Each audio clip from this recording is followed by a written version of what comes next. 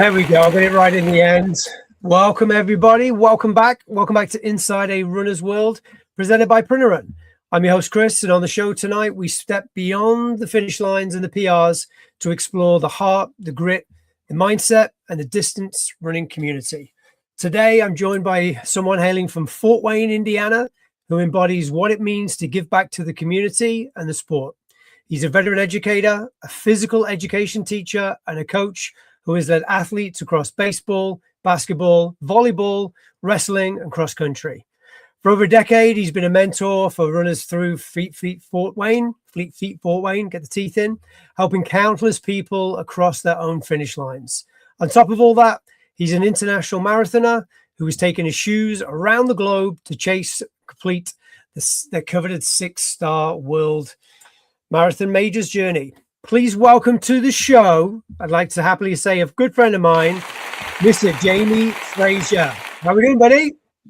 Hello, Chris. How you doing? Good. Welcome. We are live. This is episode 6.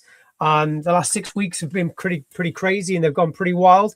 If you're just tuning in to watch the show tonight, we are live. We are live on YouTube. If you have a comment, you have a question you want to throw in the mix to catch me out, catch Jamie out, throw it into the comments. If you want to say hello, throw that into the comments as well. We do try to get through to all the comments as possible. It is me clicking and stuff, and I'll be honest, mate, sometimes I click on the wrong thing and sometimes it goes the wrong way. However, the only thing I don't have to click on is it says end stream. If I click on end stream, we're pretty much we're in pretty much dire straits and everything. So welcome, buddy. How you doing? Doing well. Just I'm off for the summer and not doing much of anything. Been running with our middle school cross country team just to keep kind of a routine, but also to help those kids out. And it's been a lot of fun. It's been nice getting out there and getting a few miles with them each morning. You never stop.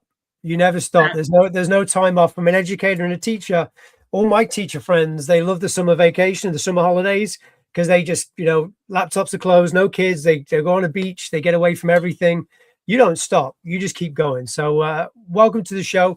Thank you. Got an action 30 minutes. That's all we go. We're down to 28 minutes now. We go for an action 28 minutes. We got a lot to get through, a lot of questions. But the one thing I always start through on all the show is kind of like it comes from a TV show in England from the 80s. And I'll ask you the simple question. What's your name and where do you come from? I'm Jamie Frazier, and I actually was born in Princeton, West Virginia, but through my dad's job, we ended up here in Fort Wayne, Indiana when I was in 2nd grade, and I've been here pretty much ever since. I went to IU Bloomington, so I'm a big Indiana fan. The football championship was a huge surprise, and like I said, nothing I ever thought I'd see in my lifetime. Number one quarterback in the country, excitement-wise. Yeah, a pleasant surprise to say the least. And then I actually, my first teaching job though was out in California, and so I lived in Mojave, California. That's where I taught. I was there for 1 school year, and then came back that summer and got a job down in southern Indiana, and then ended up back at the school district that I graduated from. So I'm at Homestead High School in Fort Wayne. I teach high school PE and health. Stuck here ever since. All right, so take us back. How did you first find your way into this way of how did you first find running, find its way into your way of life? And what was the initial spark that turned a simple hobby into what's now been a lifelong passion?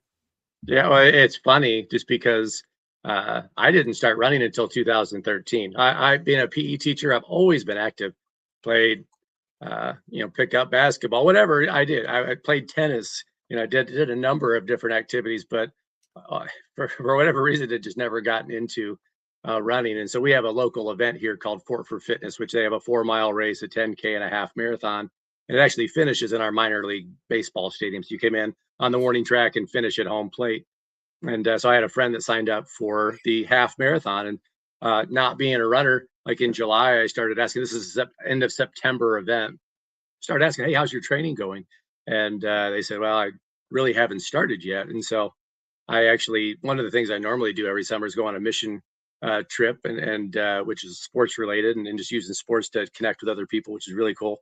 Get back from the mission trip. We're now in early August, and hey, how's your training going for this half marathon? Well, I haven't started yet. I said, I don't know a lot about running, but I feel like if you're going to run 13.1 miles, you probably should have started by now. So I actually got them to agree to drop down to the 10K, and I said I would train with them. So I had no idea what I was doing. Went out and got myself a $35 pair of shoes at Kohl's because they were New Balance, and I knew that was a great name brand.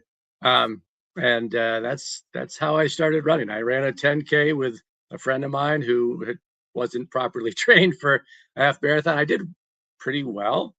We ran together 2 days a week, but we both went into the race knowing like, let's just do our own thing. And I got the bug. I did a 5K about 2 weeks after that, and then I did a 15K over on a Thanksgiving day. And then I started joining Fleet Feet as I was going through training for my first half marathon, which was the Indy Mini, which is in May of 2014 in Indianapolis. Kiss the bricks and all that kind of good stuff. Well, I went pretty hard that first year, so I didn't stop to kiss any bricks. I went past it and I turned back. That's how I didn't know about it, and everyone was talking about it. And I looked back and everyone was, doing the whole thing, and I was like, okay. I've done that since, but that particular year I was all business. And so let's look at it like this. Let's jump forward a little bit right now. So coaches, the so-called coaches, day one. Every endurance runner remembers their shift from short distances, half marathons, to the marathon. So what was the exact moment or turning point, really, I should say, where you realized you were ready to go and tackle 26.2? Well, like you said, I remember my first training run at Fleet Feet. I went out first time with a mentor, coach, somebody working with me. And we were doing 3 or 4 miles the first run. And I took off and just started taking off. And the guy's like, "What are you doing?" I said, "What do you mean? I'm running." And he's like, "We're not doing a 100-meter dash. Like, relax your shoulders." And talked about breathing and the fact that we're going to be going 3 or 4 miles. And so immediately, I began to learn things. It was the mentors that I was partnered with right away. There were 2 guys that I worked with that entire training session. Both had qualified and run Boston. Both were just incredible runners. Gordy and Brad to this day are still great friends of mine, but they were the ones that made me kind of discover what I was capable of. But also they were the people that inspired me, as you mentioned earlier, to start to mentor other people and give back once I learned as much as I possibly could from them. And so it was really after that Indy Mini was when I realized that this is something that I've been blessed with a gift. But it was kind of, if I'm being honest, regretted not doing cross country in high school and not doing it earlier. But at the same time, that might be what allowed me to run as long as I have. I'll be 55 in December, and I still been healthy. And so, like I said, it's one of those things where I have no doubt, though, that first training session and the success I had in that initial Indy Mini in 2014, I ended up running Monumental Marathon that November just because I was that confident in my abilities. And I had 2 people that were able to coach me and prepare me for success. So jumping on that with in terms of mentoring, right? So what is the most rewarding kind of part of now you're guiding other runners through their big first distance? And what's the single piece of advice that you've had over the years that you probably find yourself repeating the most? Taking the easy runs easy. I think too many people go out and just go too hard, too fast, too often. And it really has been the train slow to run fast. I've just constantly just telling people like, hey, we should just be at conversation pace, just be able to get to know each other and talk. If you're winded, we're probably going at a pace that's too fast. So that was something I learned early on. And, we would do workouts, but most of the time we were just doing nice, easy runs where it was much slower than race pace. And to this day, that's still, even when I run with the middle school cross country kids, what I talk about with them. Just taking it easy. When we have a workout run, okay, then we're going to hit it hard, but that's only 1 or 2 days a week. And I've just always kind of stuck to that. Yeah, I need to work on this. You do, Marty, you do enough as it is. So it's that kind of Pareto's law thing. It's that 80-20 rule thing, right? It's the 80% is easy and 20% is your real workout kind of thing. And listen, we all make those mistakes as runners when it sometimes feels weird going out doing a slower pace run, even if you're only doing 2 or 3 miles, going at like a 6 out of 10. It feels weird and awkward. And a lot of runners, especially when they're new to the game, I find it's like, unless they feel they've really done a big Orange Theory type workout and they're coming back panting and they don't feel like they've gained anything. And once you get used to that kind of the easy runs. It's just part of the process. It takes it to another level. So Yeah, absolutely. So let's talk about the world stage. You know, the 6-star journey and international racing. You know, chasing the stars, which we've all done for many years. Completing the 6-star marathon majors, which for you guys that don't know, Tokyo, Boston, London, Berlin, Chicago, New York. It used to be a 6-star thing. Now it's 500 or something like that. I can't remember what it is. You know, it's a massive feat. When did that dream first take shape for you? And at what point in the journey did it feel like a real possibility? Yeah, I have to be honest.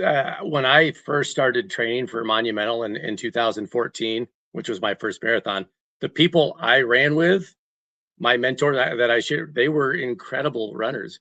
They were great coaches, but also incredible runners. And so I just assumed everybody qualified for Boston. I didn't know people didn't. Like I said, I don't say that to be. I wasn't a runner. I had just started it in the fall of 2013, and a year later, here I am doing a marathon.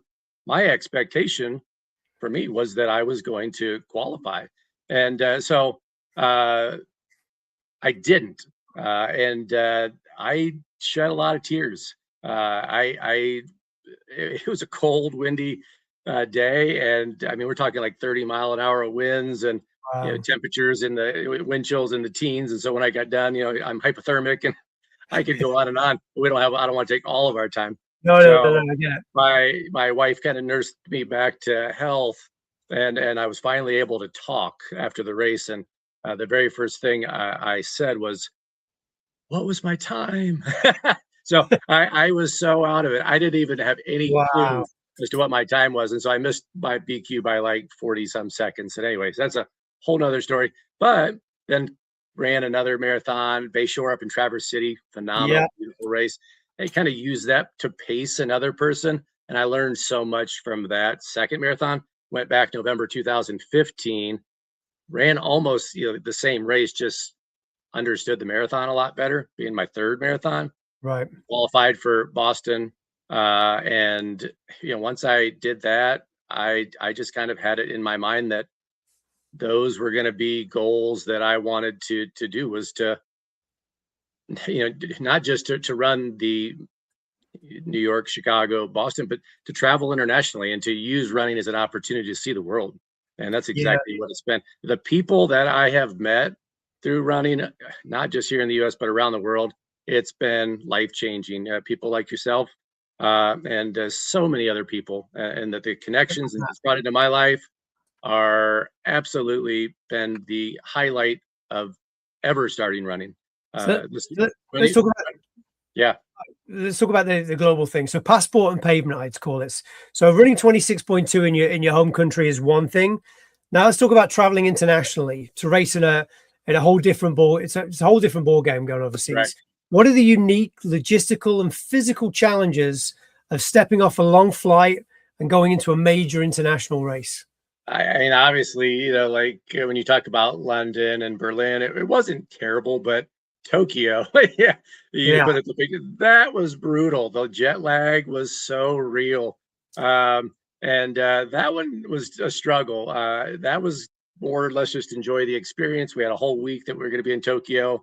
That's what it's tough. Do you pour everything into that race and then struggle to be able to enjoy the rest of your time there? Well, for me, it was about, okay, I'm here with my wife, but I want to enjoy the experience. So I'm going to go through the race, and I did well. I did just fine, but at the same time, still was able to continue our vacation. We had traveled all that way, but the jet lag was something. I had a good friend of mine, and I think a friend that you know as well. He had shared with me about something to help with jet lag since then. So it's been a huge help. It's called FlyKit. I'm not sure if you're familiar with it, but product that I've used a few times, and like I said, I'm not nothing with them. It's a product I used, and it worked. Literally got off the plane in Sydney and felt great. Got home, used it the whole way on the way back, and got back on a Monday, went to school and worked Tuesday. So it's a product that I absolutely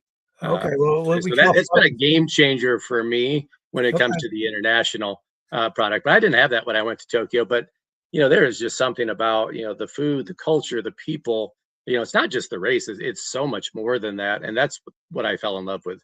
Whether it was Berlin, again, the food, the people, just all the history of Berlin. I've only got you one picture for Berlin. I've got Yeah, that one. that Berlin was where I got my 6 stars. So that certainly You, made it you were special. just ahead of me on this one because I got really sick the week before Berlin. So you were just ahead Okay. of me. But remember that day how hot it was? Yeah, It was absolutely. insanely hot. It was. And, it was one of those things, though. I just remember at that time, Sydney hadn't even been named a world major. Yeah. So that was the sixth and only That was world the major. check. So, That was it. Completed it. Game over. and at that point, I had kind of resigned myself to the point where I just wanted to run half marathons. And so I started getting involved because of my love of those international races. With Europe, they have a super half series. Right. And so in 2025, I did the Prague super half in the Czech Republic. And then in 2026, this past March, I did the Berlin half marathon. So I've done 2 of the 6 and excited to continue that journey. No, And that's that, going to be, looks like Valencia looks like the one to do than that, isn't it? It's yeah, the one with the absolutely. amazing finish. So let's go inside your brain. Let's go inside the mindset of things now. So, whether you're running, I just realized I didn't put my microphone in front of me. So I'll just move that now. Probably people can't hear me for the first 20 minutes. That's okay. That's okay. It's probably a good thing. So whether you're in Berlin, Tokyo, or even Fort Wayne, mile 20 always demands a toll. When your body starts screaming at you to slow down or to stop, what's your internal narrative or mantra that you rely on to silence the doubt? I actually had a coach one time that talked about dedicating a mile to somebody that's made an impact or a difference in your life. And so I don't know if I have a mantra as much as I do just I pour myself into thought about the people that I've been blessed with in my life, whether it be family, whether it be friends, whether it be others that have poured into me, especially those last 6 miles where you just take 1 mile dedicated to Yeah. somebody. And it really does help to make those miles go faster. And when you're in that pain cave and you're really struggling, you start thinking about just how blessed you are with the people that you've been surrounded by, and the fact that I'm even able to run a marathon in and of itself. So sometimes it's just kind of in thought. Other times it's even throwing up a little prayer. So No. um, I get you. I get you. yeah, where you're just just a prayer of thanks, but also a blessing. How blessed am I to be able to do this, and just kind of take the mindset off of the pain and the struggle, and think about what a gift this is to be able to do. And so that's what I personally do. It's not necessarily one thing that I say. It's usually one person a mile and somebody else, and Oh. all the people that I've just been surrounded with this entire journey, and it's been great. And that's true, like you said, the international races to any local run that I do. That's always been the case. Just really an appreciation for the people that have come alongside and lifted me up. Martha's right. It is a blessing. You see a lot of so many girls that do it, not picking on sexes and stuff, but they sometimes write on their arms. They put the names of all the people, Yeah. and then you see them at the end. It's just like one big smudge of black Sharpie gone down the arm and everything. But yeah, you're right. You get to the end, and you start thinking about your parents or your grandparents or people who are no longer here anymore, or even your kids, or even just something. Because I think if you can get through a mile, which to some people is 7, 8, 9, 10, 11, 12, 13 minutes, you can think of something that's special to you. You can think about stories about that person or events or vacations or something. Yeah, and I mean the reality is, Uh, at least for me, when I'm training for a marathon, I mean it's a lot of time that I'm taking away yeah, from them. A lot of sacrifice, not only on my part but on theirs as well, and especially with international races and the expenses and the time it takes for that. So, I mean, like I said, they've played a huge role in it, and I certainly just want to take the time to think about that and realize how thankful I am. And so it definitely is something that I'm thankful. Somebody mentioned that years ago, like in 2023, I heard that, and it's just been something I used ever since. so as an educator and a coach, I know you don't maybe see it as a coach, but I do. How is the discipline and the patience and the grit you've built on the asphalt spilt onto your everyday life with students and athletes? I think it has undeniably carried over. One of the things that I think living in a smaller community like this in Fort Wayne, specifically in our southwest side of town where I teach and where I grew up, they see me out running a lot, and so that's how they know me. That's how I kind of identify to them as the runner. And so, There in goes Mr. Frazier. There goes Mr. Frazier. yeah, I mean, it was completely an unintended consequence or a side effect, but like there's so many people that have drawn inspiration and seen me because as a PE teacher, I mean, I didn't do it to be a role model, but that's kind of how it's been taken. And so they see the work that I put in. And so when I talk about it and teach about it, they know that it's coming from a place that I genuinely mean it. And I live that out. Like I said, it was nothing I did intentionally, but that's certainly how it's played out. I have a number of students, or especially former students, who have reached out. Hey, I'm going to run my first half marathon. Hey, I'm going to run my first 5K, whatever it is, marathon. Is there any way you can help me? Could you run with me? And absolutely. So how has it carried over? I think that's the biggest way, is just that they see me living out the things I'm talking about. And I think I would hope that that brings some respect to what I do, and they can appreciate what it is that I'm talking about when it comes to exercising and eating right and being, disciplined and all those things. And I can share what I do, and oftentimes people will see what I've done. And so that, like I said, it's not why I do it, but it's one of those things that I'm thankful that I do, and that it can be something that my community gets the opportunity to see me physically out running through this community. Beautiful. All right, we'll do a little plug now. So obviously, the biggest achievement of finishing a 6-star medal is not necessarily the 6-star medal. It's the fact you can go to Printer Run and you can get 6-star finisher plate, which is the most important thing. So again, when I started this major journey in 2019, did my first marathon in 2017, 6-star was the ultimate goal, right? That was what people, once they got on this journey, once you've done that, it's done. So once you'd earn your 6-star, let me just click around for a second and there we go. Once you'd earn your 6-star, the medal, that is, the bar's set incredibly high. So what's left on the bucket list as far as running or the travel goal now goes? Well, as I mentioned earlier, when I finished Berlin, I really felt that it was going to be important for me to continue running. It wasn't like I was just going to retire, but I didn't really feel like there was.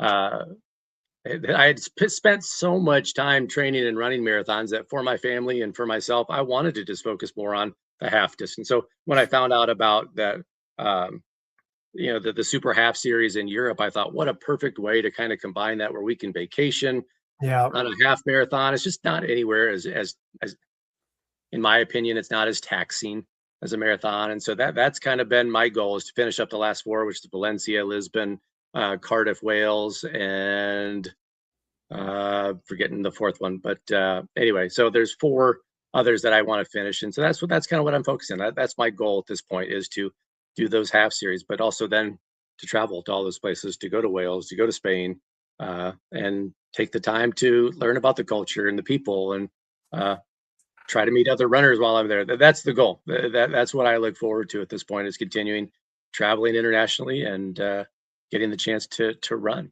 half marathon. For sure. It's a great way to see the world and using an excuse to, go and travel and get a racing at the same time. So I'm not going to mention your age because you did earlier, but let's go back to your younger self. And if you could stand at the sideline of your very first marathon and whisper one piece of advice to your younger self, what would it be? I would absolutely have told myself to get involved in cross country, to get involved in running. It was one of those things that I mentioned earlier. I regret not doing that. And so, as in, I like, I don't run for time or I do it for the joy of running. I genuinely do. I've fallen in love with it. And it's the people, it's the time together, it's the camaraderie during the running. And that's why I would have encouraged myself to get involved. I grew up being a baseball player, but and I loved that. It was a phenomenal way for me to be involved, and those were my people. But I look now, and I mean, every day the people I do life with are the people I run with, and I think getting involved in the cross country program, and even some of the distance running with the track team would have been something. Tracks during the same season as baseball, so probably would have stuck with baseball, but just still cross country would have been something I think that would have been a natural uh, fit for me. My brother, I have an older brother who was an exceptional runner. His first marathon, he ran a 2:16, to give you an idea. Yeah. Sure So enough. I've never been anywhere close to that, nor will I be. But he was the one I looked up to, and like I said, I'm surprised I didn't run. But part of me wonders maybe that's why I didn't, because I knew I could never live up I to could those get a expectations. 16. I could get a 16 in the second part. Just the number at the front. I don't think it'd be a You're, 2. you're I could do exactly a right. 16 half. I That's could do a 216 half quite easily. You could too. But it's yeah, one of yeah. those things. All right, to wrap it up, because we're flying through now. It goes quick. My favorite part of the show, and we call it our unfiltered gut reaction quick fire round. So no thinking, just go for it. So early morning training or late night miles? Early morning. Running playlist, podcast, obviously, or total silence? So, geez, I actually enjoy running with friends and talking. So it's not necessarily music. I run music if I'm by myself. So I go out every morning with music. I just do, or a podcast or something. And there's a guy who just turned 17. I see him on Lakeshore every morning. Became a friend over the years because I see him every morning. It's gone from the nods to hello to hey, how's it going? And then this morning I did a 10K with him. We just got together and we just started talking about ex-wives and all that kind of thing. And we just, before we know it, we ran a 10K together, and it's beautiful. Yeah, if I can't, I've got a text list of so many different people here in our community that if I text out and usually try to find somebody to run with, that's what I like. Beautiful. All right, ultimate post-race meal, and it could be junky garbage, whatever you need to put in there. A big juicy hamburger. Oh, nice. So 3 words to describe crossing a world major finish line. Exhilarating, addicting, and incredibly just rewarding.